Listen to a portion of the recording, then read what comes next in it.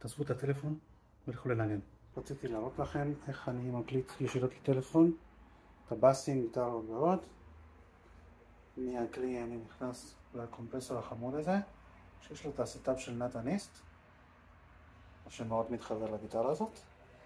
מפה אנחנו עוברים לפריאמפ, שזה פלוס מינוס הסטאפ שאני מאוד אוהב.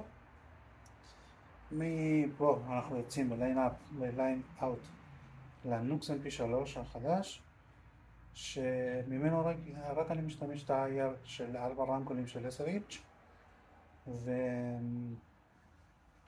ואחר כך אני משתמש אותו ככרטיס קול. יוצא מפה ב-USB-C ואז מתחבר ישירות לטלפון. הטלפון לוקח את זה ככרטיס קול ואז מקליט משם.